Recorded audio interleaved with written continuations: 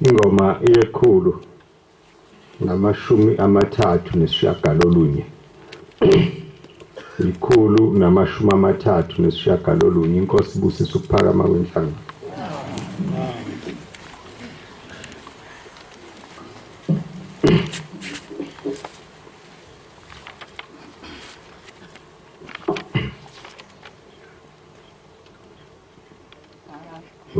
Ufikile ulandelwa izizwe,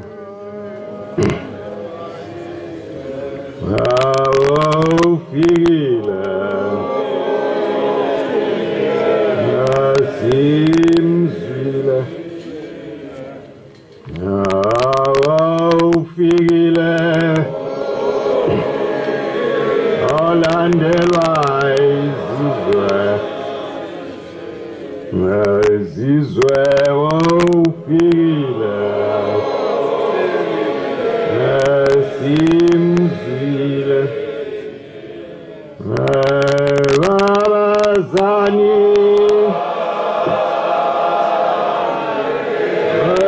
madoda,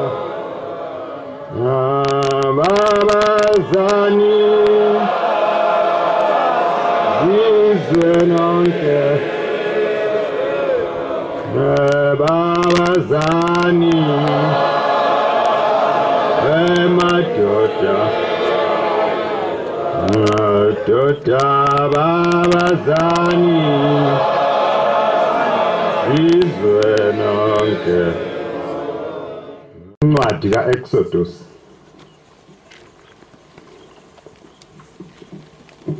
isahluko samashumi amabili nantathu. Exodus isahluko samashumi amabili nantathu. Ivesi lamashumi amabili.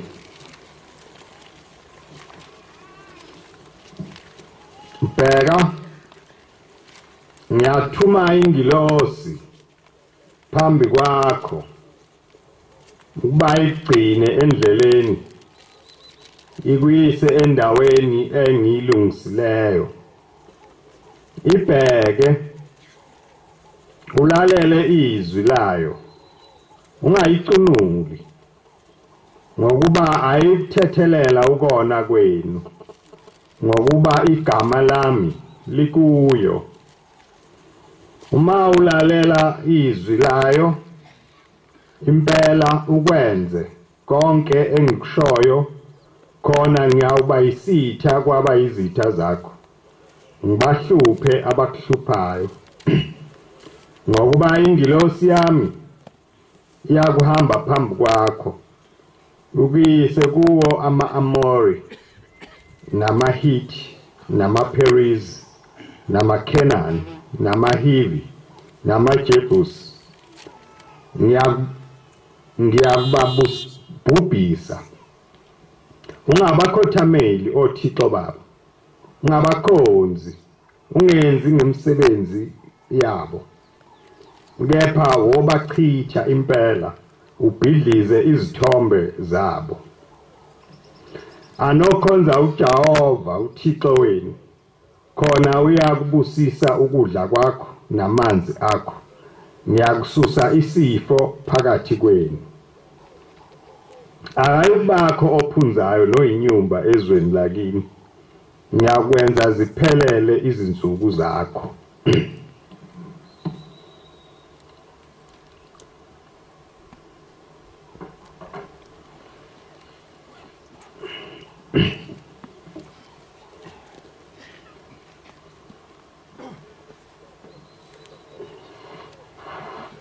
Uma sibiziwe lapha, uNkulunkulu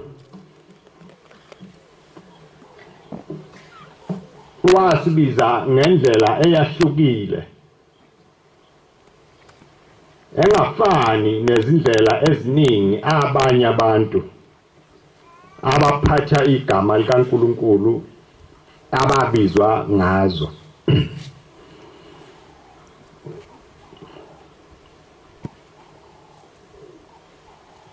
Imvama yamabandla aye khona ngesikhathi kufika uShembe kulelizwe. Kwakuye kufike abefundisi abathunywe izinhlangano zamabandla athize imvama kungamazwe aphesheya. Uma efika ke umfundisi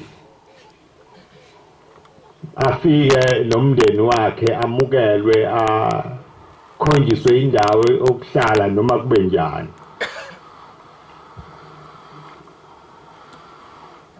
uShambe uma ethunywa akathunywanga umuntu. uNkulunkulu akasebenzisanga muntu futhi ukuthi ngiyakuthuma hamba utshela uShembe ukuthi kunje. Wazikhulumela yena naye uShembe.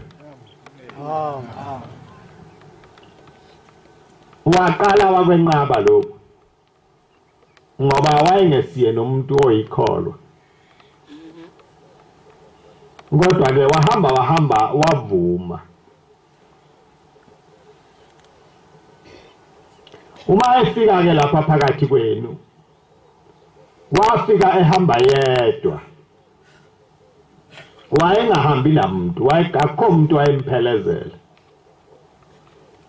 Kodwa wayeseqalile nje eshumayela ezweni lasenhla.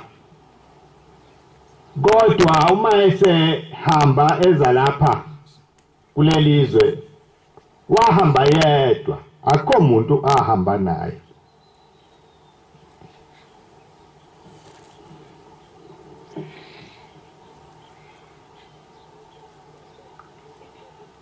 Uma efika ke kulelizwe ayikho enye indaba akayikhuluma ngaphandle kwendaba yenu. uNkulunkulu wayeyazilethe izinto kuye ngezikhathi zazo. Akufikanga konke kanye kanye.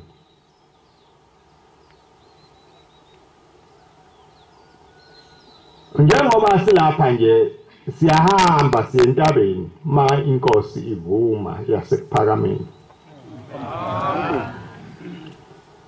Kodwa lolu hambo uShembe akazange ahlale phansi aluhlele mhlawumbe nabefundisi mhlawumbe nobani ababekhona eduze kwakhe.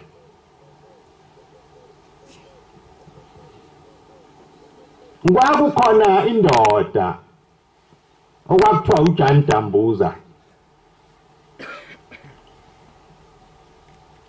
uMbonambi, wayakhe lapha eVerulam. Ilapho kwafikela khona obaba bephuma entabazwe ngoba umzi wasekuphakameni ngesikhathi abafika ngayo wawungakabibikho. Uthi ke ubaba bafika ngo-1913 ngoDisemba, uthi kwasekusondela uKhisimusi nje uKhisimusi lowo babe khona kwaDambuza eVerulam. Le ndoda yayikade ilahlekelwe indodana yayo. uShembe ke wayilanda le ndodana yalo muntu ngomthandazo. Isihlala ke isibona intombi ezoyigana. Isiyacela ke ithi icela ubaba mkhulu ukuthi ahambe ayoyikhongela ekhweni layo ngapha kwamaphumulo. Wayesevuma ke ubaba mkhulu wahamba waya lapha. Ilapha ke ezawuhlangana khona nesithunywa esasizomtshela indaba yenhlangakazi. Uma esefikile kulomcimbi wakhe okuzokhonga, lase lifika lelizwi lithi cha Shembe, lokhu osukwenza ukuhamba ukhonga emzini yabantu akusike ngithume kona. Njengamanje ngiyakubiza ngifuna ukuhlangana nawe entabeni yasenhlangakazi. Bilapha ngizawukhuluma nawe khona. Ayikhaza ngizwe ukuthi ngizawukhulumana. Uma vuka ngakusasa ubaba mkhulu useyabuza la kubantu bendawo ukuthi uma ngilapha inhlangakazi ingaphi. Bakhuza bababaza bonke abantu kanye kanye ukuthi hawu uyiphatha kanjani indaba yenhlangakazi. Ngalokothi ayinuye lapha kuyiwa lapha akekho umuntu osewake waya lapho wabuya ephila. Awu ayizwe ubaba mkhulu lento imethusa ukuthi hawu le ndawo eyethusa bonke abantu bonke kanye kanye indawo enjani le. Bathi hayi mawake waya lapho nje ngeke uphinde ube khona.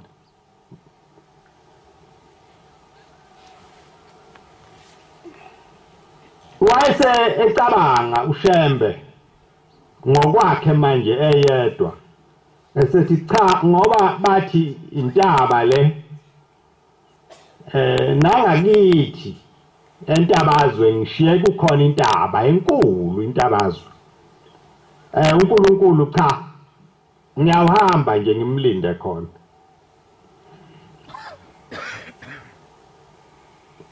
Wathula uNkulunkulu akaze asho lutho. Wamiyeka nje uShembe nalemicabango yakhe wayakha waze wayiqeda waze wabeka nosuku azawuhamba ngalo. uNkulunkulu akaze asho lutho.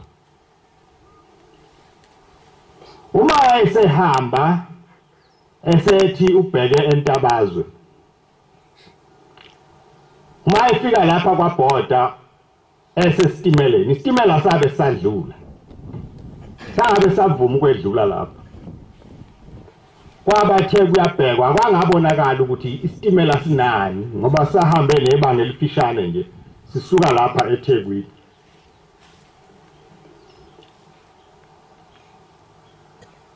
Lafika lelizwi lathi efika lapha esitimeleni. La uyakhona khona la ngikubizele khona. Wathi mayehla phansi la isitimela saduma sasuka sahamba. Bamethuka abantu kakhulu. Bathi nguye lo muntu owenza ukuthi isitimela singavumi ukuhamba esilibazisa uyasibambezela. Wahamba kabe sababuka kabe sebheke emuva. Wayimisela ke manje ukuthi uzawukwenza lokho kushiwoyo. Lokhu okwakhe uyakuyeka. Uma kanti uNkulunkulu ubehlose ukumbulala kulungile uzawukufa.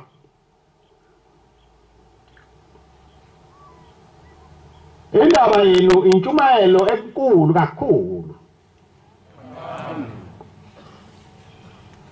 Iyadabukisa uma ikhulunywa abantu abakude abangakaze basondele kuyo.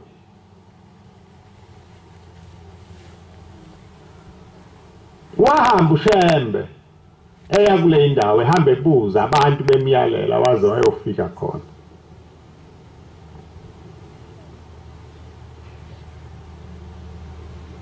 Angazi ukuthi lokhu ukuhamba okunjani. Ukuthi umuntu ahambe aye endaweni la kuthiwa khona ngeke abuye ephila. Kodwa abantu abakhe bengazi. Lo muntu uganiwe unabafazi bathathu. Nabo abazi ukuthi lo yise walabantwana bethu uya endaweni okuthiwa angase angabuyi kuyo ephila.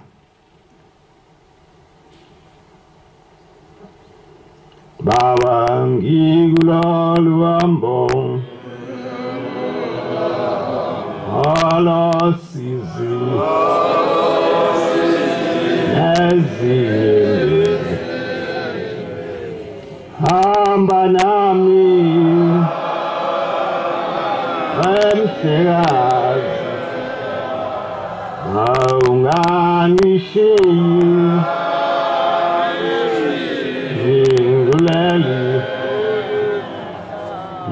Baba ngikulalu hambo ala sizi nezile hamba nami umhlekazi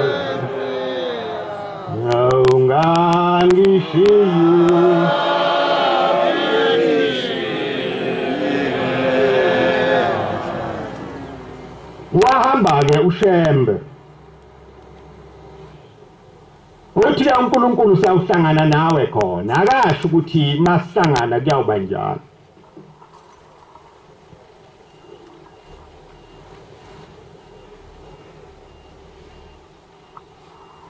mayehlezi uShembe la ehleli yedwa endaweni esabekayo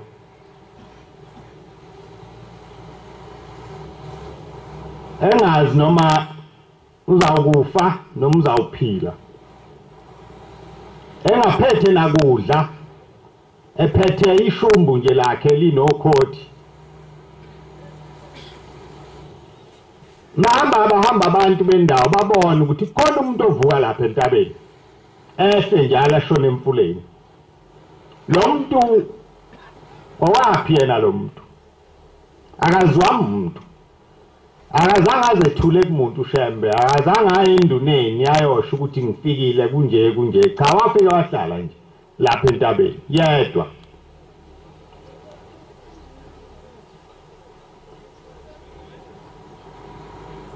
uShembe ngalesi sikhathi uNkulunkulu wayesenze izinto eziningi kuye esazi into eyodwa ukuthi noma uyesaba noma unesibindi uma uNkulunkulu ekubizele indlela yakhe uyihambe nje kunjalo uNkulunkulu abese yenza yena lokho akuthandayo ngawe awuzungalawulwa uvalo nesibindi sakho endleleni kaNkulunkulu uyithathe yona uqobo lwayo uyinikeze umnikazi wayo uthi inkosi ingithwale wena ngoba mina anginawo amandla nathi njengoba silana nje singabantu abanjalo sehlulekile ukumedelela uNkulunkulu sathatha konke isibindi novalo lwethu sakunika uNkulunkulu ukuthi akube uye osilawulayo nosithwalayo enze akuthandayo yena ngathi ubabe kungenjalo ngaba sikho la ngoba abaningi bethu njengoba silana nje uvalo banalo likhulu kakhulu kodwa bakhona lapha phakathi kwethu ngoba konke bakuthathile bakunika uNkulunkulu inhlanhla ke enkulu leyo ukuba abantu bethembe uNkulunkulu ukuthi noma besatshiswa kodwa bakuthathe nakho lokho bakunika uNkulunkulu noShembe ke wahlala kanjalo entabeni base beqala abantu bakule ndawo kwakhona imihlangano ekhulunywayo ukuthi hayibo lo muntu ohlala lapha udlani imbuzi zethu ziphephile yini kulo muntu lo muntu akazukuhlinza imbuzi zethu azidle ngobusuku na futhi yena lo muntu waziwa ubani wakwabani base behamba beya endumeni zendawo ezibaphethe bathi cha akuphunywa inqina thatha imkhonto nezinja uhlasele lolu hlanya oluhlezi lapha entabeni abulawe lo muntu lapha entabeni uShembe akaphumule ziningi izinto ezimfikelayo okuningi kwakho kwakuyizinto ayengezile kuzo kodwa uNkulunkulu wazidedela wazivumela efuna ukubona inhliziyo kaShembe ukuthi impande zayo ziwaphuzaphi amanzi ngendaba yokukholwa yaye ifikeke le moya imihle kakhulu ihlobile ifike ithi awu sengifikile ngiyazi ukuthi njobulana nje uze kimi athi uShembe cha angibizwanga nguwe mina udlule isikhashana kufike eminye imimoya kwaze kwathi ngasekugcineni uhleli kabi lawo lo muntu kodwa kuvuma ubahambe laba abantu sebeka bafika bamzingela kodwa baphinde emva bengamtholanga kwathi ngelilanga ephuma emfuleni sebemlalele endleleni cha uyavuke njalo ekuseni emfuleni ilona sulelo elihle lokumthola base bemvukela sebelishaya ishumbu lakhe beliginqa lapha phansi uNkulunkulu wayesengena endodeni yakwaNgcobo eyayinduna khona lapha isithi kahleni ngingambulali lo muntu manini khulumani kahle naye nizwe ukuthi uthini le ndoda ihlezi la emzini wayo ayinabo abantwana iganiwe nje kodwa inenkosikazi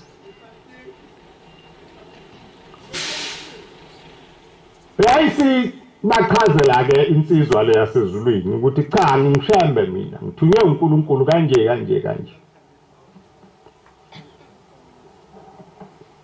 isithi ke induna awunovalo labantu bazawumbulala lo muntu cha mletheni kimi ngizomgcina mina lapha ekhaya lami pho ngoba siyayisikufune singakutholi nje uthi cha ngize ngiyangaya ndawo ngibe khona nje ngiyaye ngifihlwe uNkulunkulu ukuthi ningangiboni nezinja zenu zingangiboni thina sifihlwe ngubani sonke lesi sikhathi sizingelwa sifunwa kangaka ubani lo besifihlile siyasicabange yini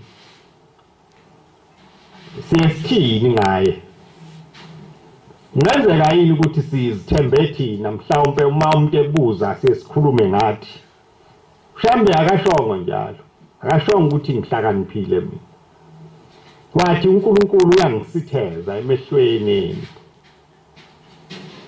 mayifika emzini walo muntu hawu uyayithuma ingcobo na utanginayo ingane wayesemphake abantwana khona abafana la esakhula bekhona lapha entabeni omnye wabo ukhuzwayo lo mbongeni unina waqhamuka ngokufika kababa mkhulu wayengekho uyisemkhulu wayengabathola abantwana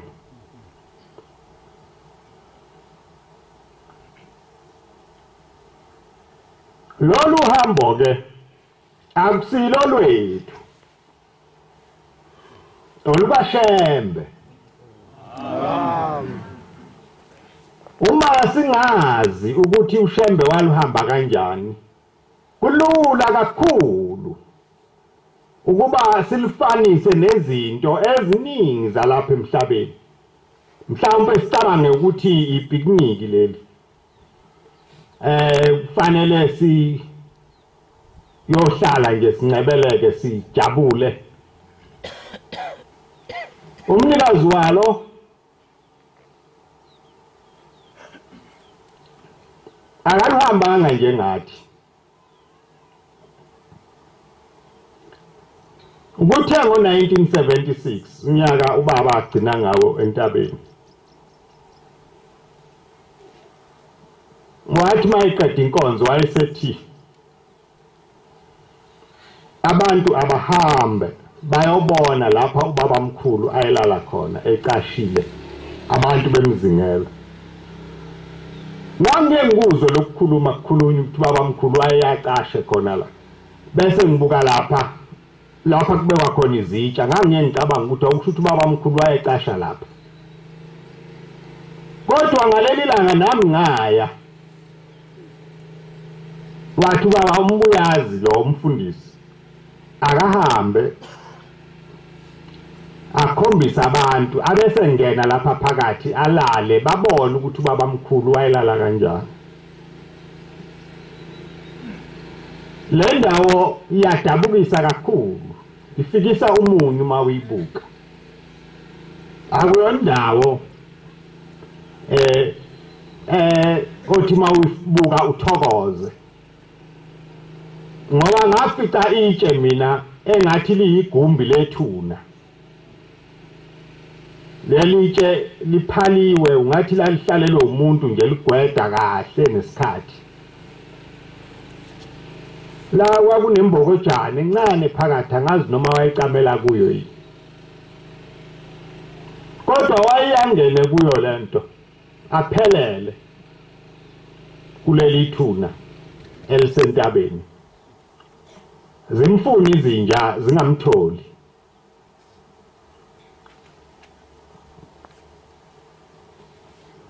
yangazi ukuthi uNkulunkulu umbizelani uthi ke wahlala kuthe ngelilanga kwase kufika umoya othule ngoba wahlala lapha kuNgcobo cha wayesevalile sithi Ngcobo cha ngeze ngahlala emzini wakho uNkulunkulu akangibizela ukuthi ngihlale emzini wakho ngizawuphindela khona lapho cha wayesebakhuza uNgcobo abantu uthi cha ngakungcono uba kukhona umuntu engimzwayo othi ulahlekelwe izimbuzi zakhe akayiboni noma mhlambe sibona noma ikhumba noma sibona amathambo lapha entabeni akho lutho eningambulalela lona lo muntu uthi ke wahlala kwasefika umoya ongafani nale moya eyayifika le moya eyayifika kuShembe yayiqhenya kakhulu iziphakamisa iveza ubukhulu ukuthi cha mina mawulandela mina uzawuba nje ibale zonke izinto zasemhlabeni kodwa lo moya wafike wehluka wona kwafika umoya othule ongazitusi uShembe wayeseyawemukela lo moya yiwo lo moya asebenza ngawo phakathi kwenu eminye imoya eyayifika yayibhonga eminye inobungoma eminye inani uShembe wakwala konke lokho njengoba kungekho nje phakathi kwenu ngoba akakuvumanga uShembe ukuthi sibhule sibe izangoma wakwenqaba wathi bantu abami izangoma azingene ezulwini mawuyisangoma bokwazi ukuthi uphila impilo eza umoya wakho uyawubuya uze la emhlabeni uhamba uzulazula khona yilapho ke uShembe afundiswa khona ukuthi lokho kuNazaretha esikubo namhla kuzawuma kanjani uthi kodwa ke uNkulunkulu okokuqala ngiyabonga mntanami ngoba ulihloniphile izwi lami wangibekezelela noma ilingo ngikudedelile kuzo kodwa azikuzuzanga uShembe wakwenqaba ukukhohliswa imoya emibi uthi uyabona ke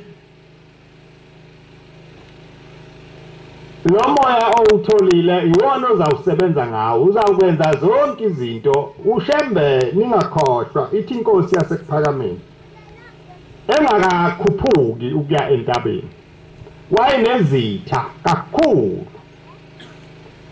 ezingelwa ethi kodwa ke inkosi wathi mayesekhuphukile waya entabeni ukubuya kwakhe lapho uthi zanciphi izitha zakhe zaphuka nathi njengoba sihamba nje siyacela ukuba inkosi yasekuphakameni isiphungulele izitha zethu amen lokhu eyakwenza enkosini yasekuphakameni uNkulunkulu akwenze nakithi amen ngoba akho lutho esingazenzela lona asinalo futhi elinye ithemba sethemba yena lo uNkulunkulu incwadi ke engiyifundile uNkulunkulu ukhipha isexwayiso la abantwana baIsrayeli base bephuma eGibhithe sebehamba inhliziyo kaFaro uNkulunkulu esehlule uthi yabona ke Mose bayitshele laba bantu ukuthi ngizawukhipha indilosi yalolu hambo abaluhambayo uthi ke baboqaphela ubatshele ukuthi ngithe baboqaphela uma benza kahle uzawuba khona okuhle okuzoqhamuka ngesandla sayo uthi kodwa uma bengicunula benza okubi ayizukwesaba futhi lengilosi ukubenzela okubi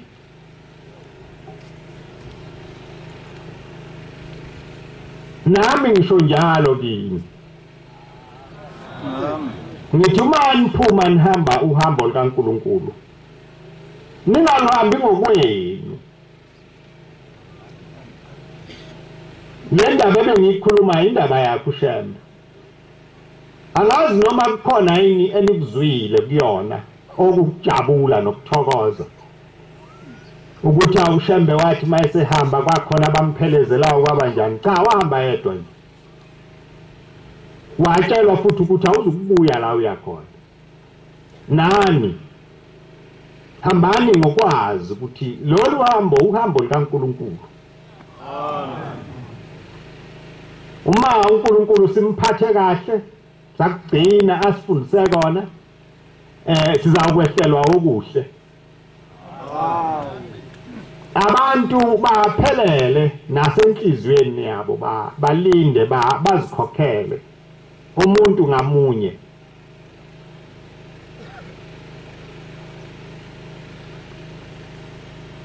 kuningi njengoba umfundisi ebekhuluma ekuseni ukuthi kuningi okutholakalayo kule ntaba ngikhuluma ngendaba yenkosikazi yangapha eNyezana amakhosikazi ayemabili athi mayefika kubaba mkhulu afike sebopha imithwalo sehambe entabeni wathi bantu abama ngisekukhuluma nani wozani siye entabeni babe ngakholwa laba bantu bengesiwa amaNazaretha lamakhosikazi ayehluphekile kakhulu efuna abantwana ehamba nomkhokheli uNyezana uma esefikile ke entabeni lenye inkosikazi isiyavuka ekuseni ikhuluma nale enye ehambisana nayo ithi hawu masibanibani ngihamba nawe nje kanti ungifisela okubi kangaka lo ongabonanga lutho abesethu ukuthi awuyini mama naye kwenze njani athi cha njengoba ngilele nje ngibona ubaba mkhulu efika lapha ephethe umntwana wangemukelisa yena ngithe mangithi ngiyamthatha wabuya wamthatha wangephuca wayesemnika wena wawusuyamthatha wamgona kanti ngihamba nawe nje ungifiseli mina ukuthi ngibe nomntwana na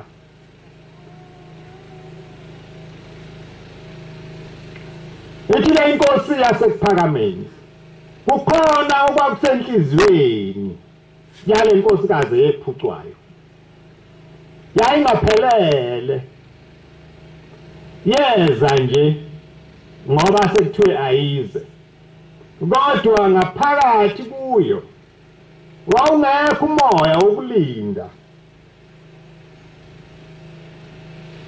wawungekho nomoya wethemba lokuthi njengoba ngilana nje ngiphambi kaNkulunkulu uNkulunkulu akeze ukuhluleka ukungipha engikufunayo bakhona-ke abantu abanjalo abanomoya wokungabaza umuntu aze edlulwe inhlanhla umuntu uNkulunkulu angabe sakwazi ukumupha afuna ukumupha khona ngoba inhliziyo yakhe ayiphelele. Uyawuthi uNkulunkulu mayisemenzela into enhle abese phuma ahambe tusa izinyanga zakhe ngoba indaba kaNkulunkulu akayizwa kahle. Nempela ke lamakhosikazi athi mayihamba lo munye wabathola abantwana baba baningi, lo munye akaze abathola. Lo wabathola kwakuyinkosikazi yomshumayeli umkhwanazi uShelela, bayamazi abadala walapha kwaDlangezwa. Lo munye akazange abathola abantwana. Nani ke umani yakuNkulunkulu inhliziyo yenu ayiphelele. Ningayi kuNkulunkulu nenhliziyo engabazayo ngoba uzawuthi ufika lapha ububona izinto obungezile ngazo bese kuthi lokhu kungcwele uNkulunkulu asibekele bona wena bungezi kuwe bungakwembathi wena ngoba inhliziyo yakho ayiphelele.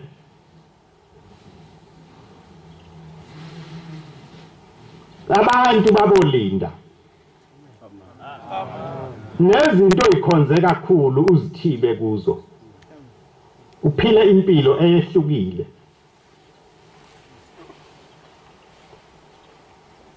Yonke into yakho uyikhumbule, nezono zakho uzikhumbule ukuthi inkosi njengoba ngilapha nje nginje njengoba ngilapha phambi kwakho ngizofuna ukuthi ungigeze ngicela insipho yasezulwini ezawungenza ngibe umuntu omusha. Nkosi ngicela ukuthi uma ngilapha entabeni uma ngehla nenhliziyo entsha ngoba iyona yodwa inhliziyo esonisayo esenza sibe babi phambi kaNkulunkulu. Nayo iyafuna sibike kuye uNkulunkulu ngoba akekho omunye umuntu ongayiguqula ngaphandle kwakhe.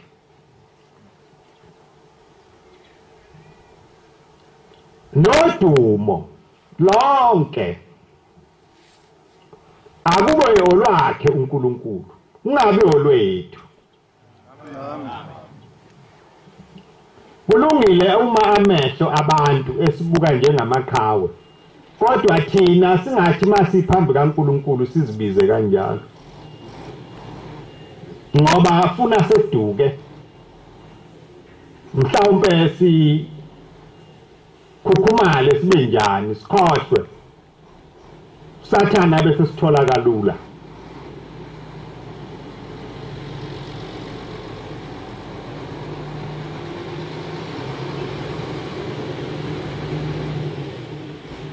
Umoya wenu awuzinikele ngoba isitha senu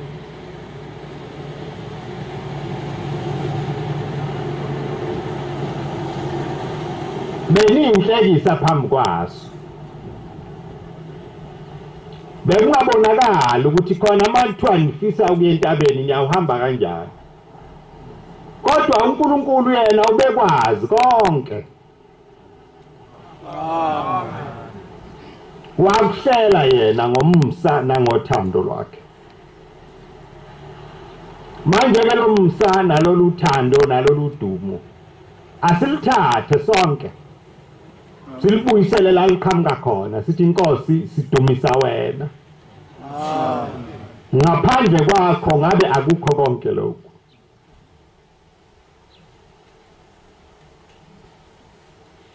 Ngobungako babantu abebekhona ukuba nathi maniqala nabangaka kwakuyawuthi bani bancane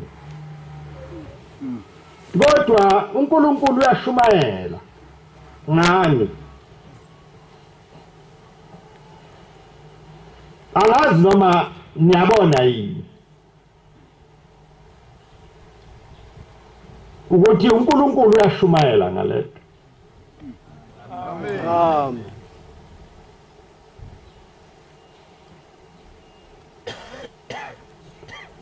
Nginovalo ke lwabantu abehlelwa yilento enehlelayo.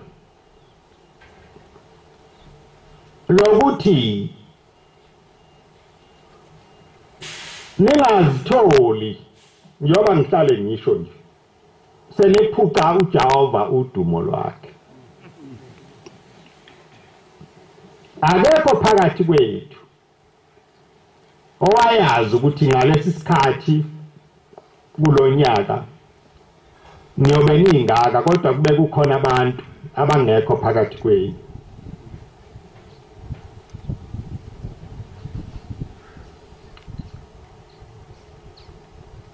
Lento eyenzeka kini akusiye yenu nekaNkulunkulu. Uma nikhuluma ngayo ningakhulumi ngani, nokhuluma ngoNkulunkulu.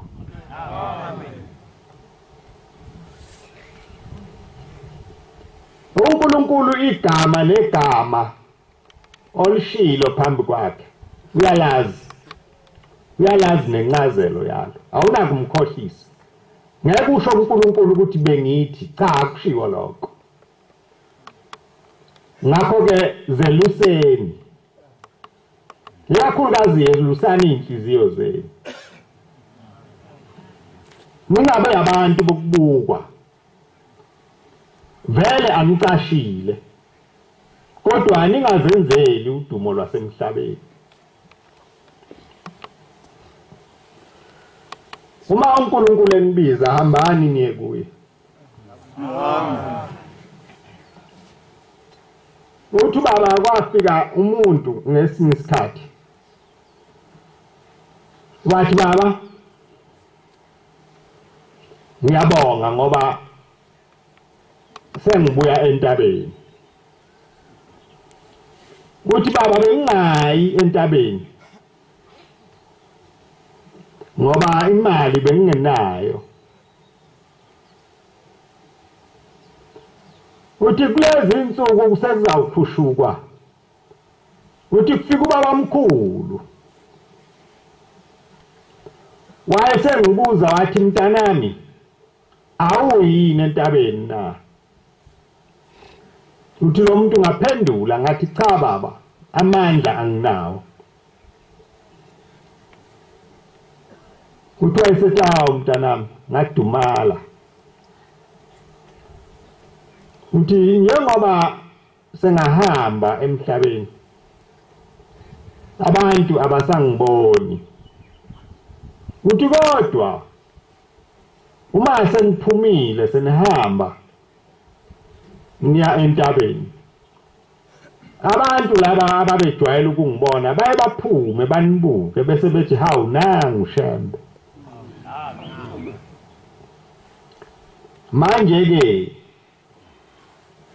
akangabi bikho umuntu ongeza ukubalwa kulabo bantu. Okuzothi uma behamba abantu ababukayo bathi nangu uShembe.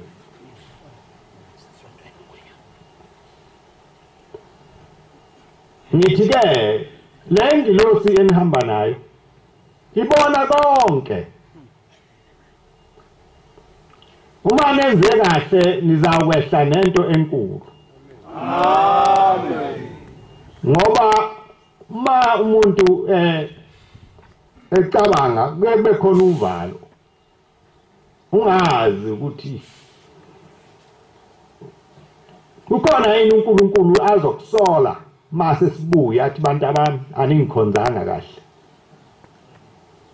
anenzanga kahle, abese sihlisela okubi. Yilapho ke nje ngikhuluma kanjena nami. Uthi baba ngomnyaka kwafika indoda kwehliwa entabeni, khala kakhulu. Uthi baba ngathi mina hawu yini mzalwane kwenze njani? Wakhala lo muntu. Uthi ngase ngimthatha sengimbuyisele eceleni. wathi baba uhambo lwami lwasenhlangakazi lonakele alibanga luhle. Uthi baba yini? Uthi kuvela abantu bazonisa izingane zami, bayihambisa ngendlela ngesiyo eyasekuphakameni, indlela engahlambulukile khona nje entabeni. Uthi manje lokuhlala kwami bese ngihlalele nje ukukhonza bekungasekho. Ningacabangi ukuthi usathane uzawuqhamuka kwenye indawo. Lo uqhamuka kwenye indawo uyawushesha abonakale, ongeke abona ashesha abonakale uzawuqhamuka phakathi kwethu. Ngakho-ke abantu, uma umuntu ngamunye ezinikele ephelele nasemoyeni nasekucabangeni nakho konke, akukho ukungaphephi, sonke siphephile. Kodwa uma kwaba khona oyedwa umuntu phakathi kwethu elimzuzayo idimoni lobumnyama, angazi ukuthi uNkulunkulu angekwenze yini ukuthi uhambo lwethu angalibusisi, ngoba kukhona abantu phakathi kwalolu hambo abangasenzanga kahle.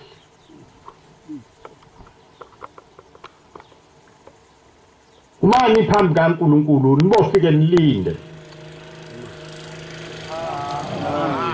umoya wenu kube yiweni ubeka phambili, ukudla okuphambili kube ukudla komphefumulo nokomoya. Umuntu akazinikele ngalesi sikhashana esincane ukukhuluma nokucabanga indaba kaNkulunkulu.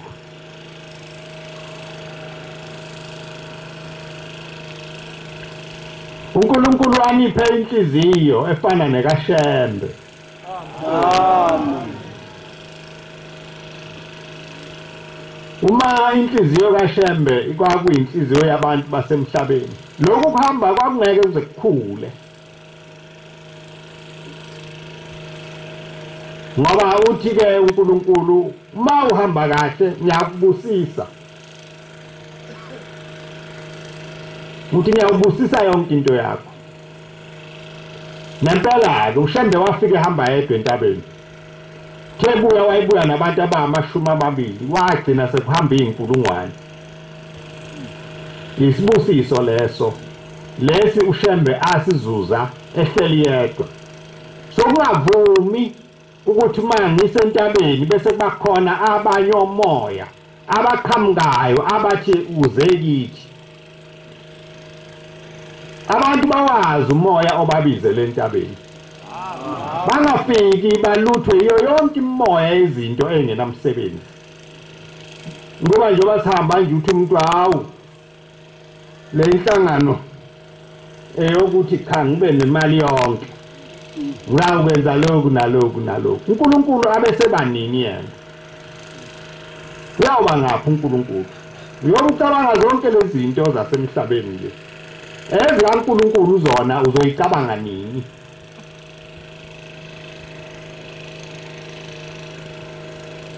Buyiselene eceleni konke okungenamsebenzi.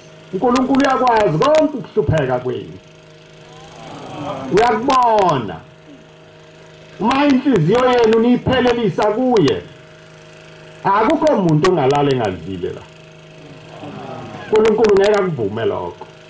Ngoba ngiyamkhonza ngabantwana bakho.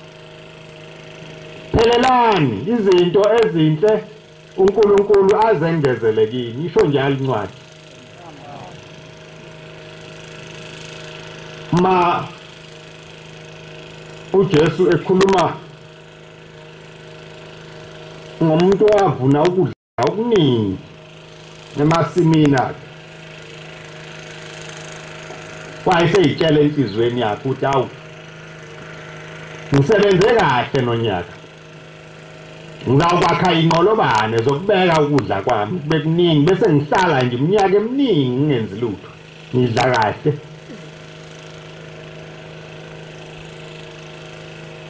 Njike incwadi ngalobo busuku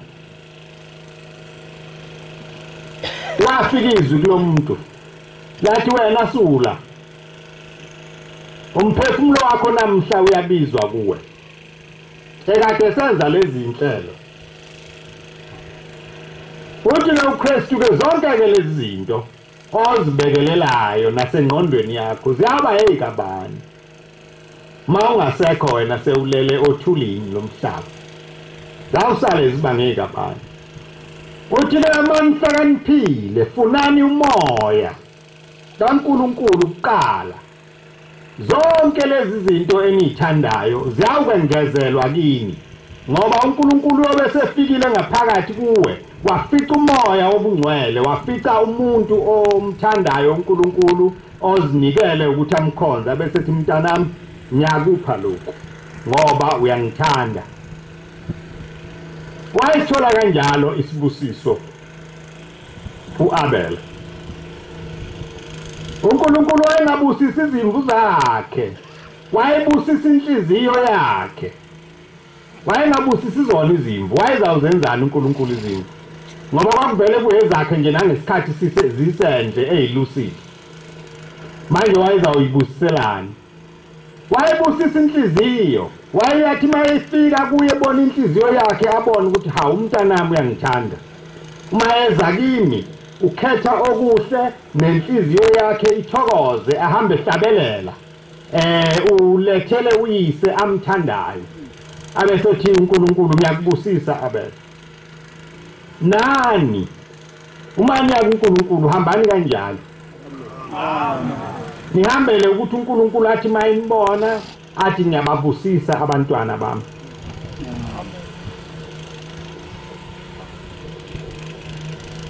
ngoba konke kubuye uNkulunkulu nesiqalekiso sikuye umuntu agcine esenenhliziyo ebuhlungu mayebona abanye abantu bebusiswa yena engabusiswa kanti inhliziyo yakhe ayiphelele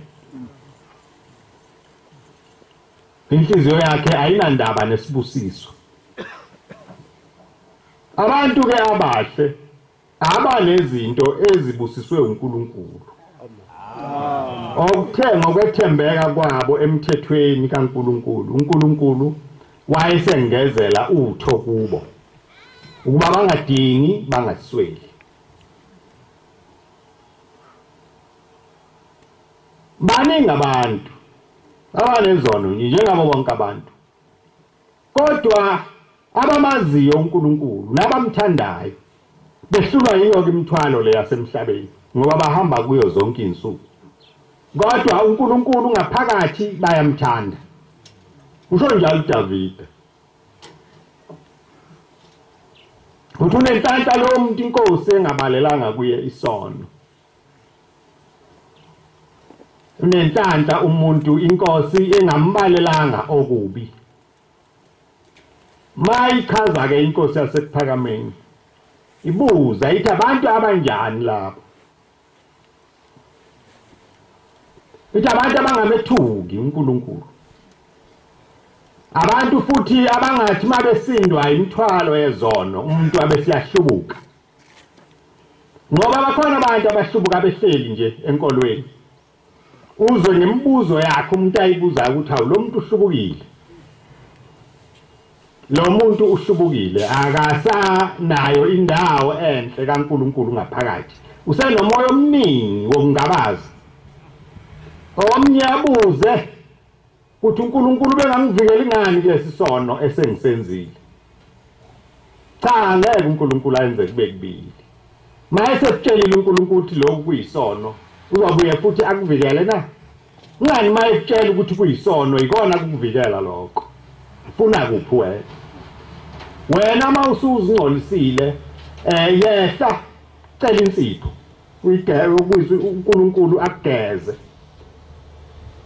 lokhu kuba umuntu agwavume abe nensolo umoya ukuhlubuka lo uNkulunkulu abese ehamba eduze kwakho hlale wena abantu bekubona ugqoke ingubo emhlophe kanti kade wahlubuka umoya kaNkulunkulu awusekho eduze kwakho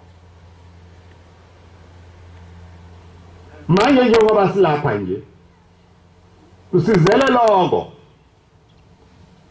ukuba njengoba uNkulunkulu esibiza nje emthwalo yezono zethu sibeke phambi kwakhe ukuthi inkosi sigeze siphungulele le mthwalo iyasesinda uyasikhathaza lokho esikuthwele wonke umuntu asazi yena isono sakhe asazi yena azazi yena ukuthi mangila angilungile makunje akulungile kodwa akubeke kuNkulunkulu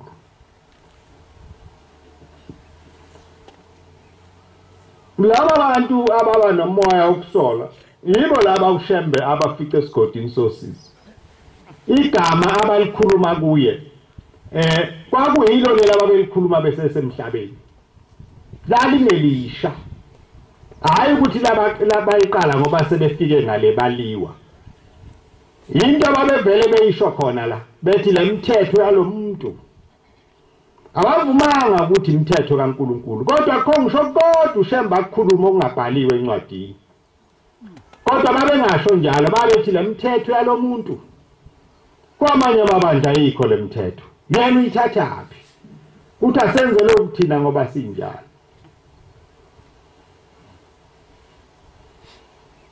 sithi isihlabelelo sethu sisandinda wasimisa sabashiya bephuza thina akekho umuntu wafika la ushembe ahambe emqhuba ngesiswephu cha ongathi nje ngiqala ukulibona namhlanje isango ngafika ngikhala ngicimezile ngingaboni nokuthi ngingenaphi akekho kodwa uma sekufanele sizilungise sihambe kahle kuyaphenduka siqale manje sikhumbule ukuthi futhi cha thina sinje kanti lapha sikhona silapha kugezwa khona inhliziyo nelikhuni uma uyithandazela uyicelela njalo uNkulunkulu ize ithambe uyibone nawe isinhle kodwa uma unensolo nemibuzo eminingi uzawuhlubuka kwawubalula kuwe ukwenza okubi ngoba uzoqala uqoqe izathu zibe inqwaba uyibekela bese wakhe isibaya sesono sono sakho usibiyele ngezathu hayi ngoba kunje size sicashe kanti sicashele wena wedwa bonke abantu bayasibona uwe nje ocabanga ukuthi sicashile isono bonke abantu bakubona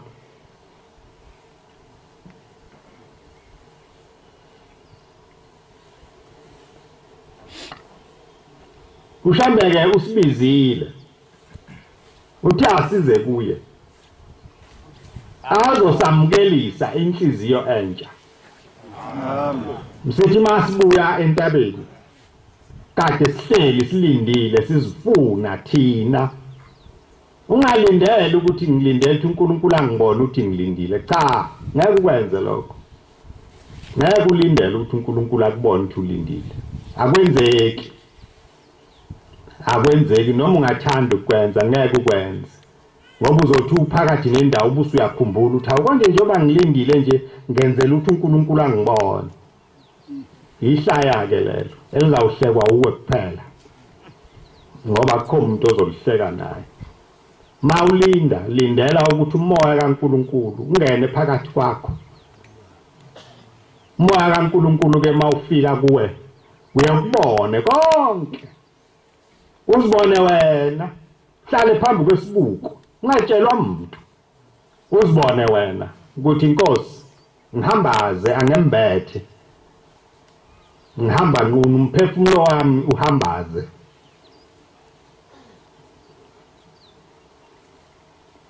uzizwe ukuthi inkosi ngilambile ngondle wena ngobisi lwakho ngoba mina anginawo amandla okwehlukanisa okubi nokuhle uzicalele intethelelo kuNkulunkulu ungafiki usuzithethelele suthi hawu Nkosi lokhu ngakwenza ngoba mawususho njalo uNkulunkulu akabe sakuthethelela ngoba wakwenza ubona kodwa isizathu sakho saba sihle kakhulu.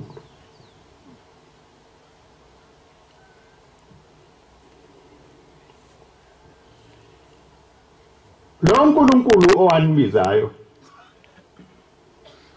ayikho into ake ayenza eyenzela ukubukwa. Konke akwenzayo wakwenzela uNkulunkulu ukuba kuphakanyiswe udumo lwakhe. Ziningi izinto ezikhona la emhlabeni. Oye uthi mawuzibuka ubone ukuthi lokhu kwenzelwa abantu. Kwenzelwa abantu lokhu kuba babone. Kodwa lokhu kwenu akusikho okwalezo zinto. Uma kufanele kubukwe uNkulunkulu. Noma nenzani noma nisina nje. Niyabasinela abantu ababuka umgidi. Uyabuya usine nini futhi usinela uNkulunkulu ma usasinela abantu ababuka umgidi. Ngoba kushuthi lo mgidi awulotshiwe.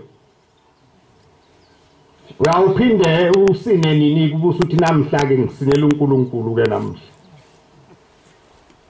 Manenza izinto zonke lezi uShembe anibizela zona nibozenzela uNkulunkulu. Ngoba uNkulunkulu uhlolisisa inhliziyo zonke abese phayilowo ngangokuthela kwemisebenzi yenhliziyo yakhe. Sizofuna lokho la ukuba inhliziyo yethu ngayinye ithole okuyifanele. Kodwa lingalikhohli izwi lakhe uShembe. Alikhuluma enelisiwe wathi bantu abami ngiyaba.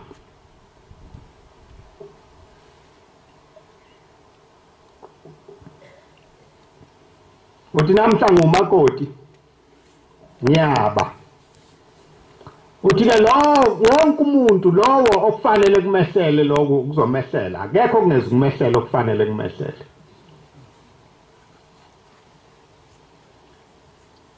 Nikwesabe konke lokho ngoba wayekhuluma kithi. Laba abantu ayebafika esigodini sosizi babe ngeke basabuya beze emhlabeni bazophila enye impilo. Kodwa thina asitshela lokho ithina esathandwa kakhulu. Angakho kasafanele ukuya esigodini sosizi. Uma siya kuthina icala lethu ngoba uShembe wasitshela. Wathi bantu abami ngiyanabela. Wathi obulalayo akabulale babe 10. Angasho ukuthi ngabulalo yedwa. Kodwa manje sengiboshiwe iminyaka eminingi kangaka. Wathi noqamba manga awaqambe nje kuseni nantambama. Ngoba naye uyakuyindawo lapha abaqamba manga begcinwa khona. Wabela wonke umuntu nabantwana wababela. Wathi nezingane ezingabahlonipha abazali bazo. Wathi khona indawo la ziyakhona ziyawufika ibuzwe ukuthi awubahlonipha ngani abazali bakho.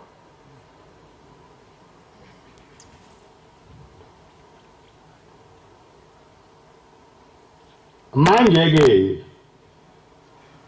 sisasweleni uma sifisa namhla uyicala ukulibeka kuShembe singathini singathi wenzeni uShembe yena angayenzanga phakathi kwethu. UShembe ukwenze konke ayithunyiwe. Wakwenza nje konke kwaphelela. Waze wavalelisa phakathi kwethu ephila engenalutho. uShembe uvalelise phakathi kwethu engaguli indawo ngekho ndawo nje kuhlungu. Bantu abami sengiyahamba. Mayifika entabeni esevalelisa khona ngo1935 uthi Nkosi ngisize uyathandaza uthi ngisize ngalaba bantu benze bahambe kancane njengamanzi angehlukana amaNazaretha.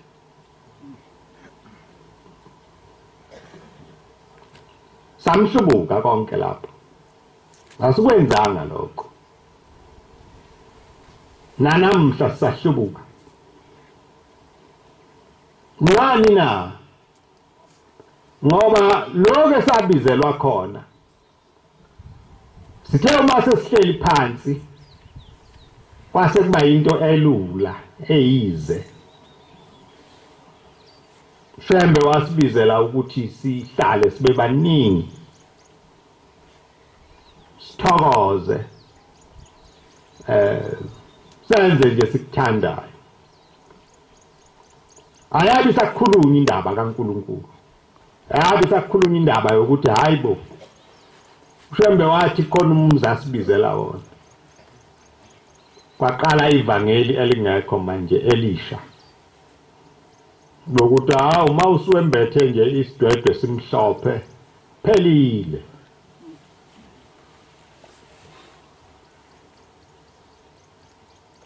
Akunjalo. uNkulunkulu wenu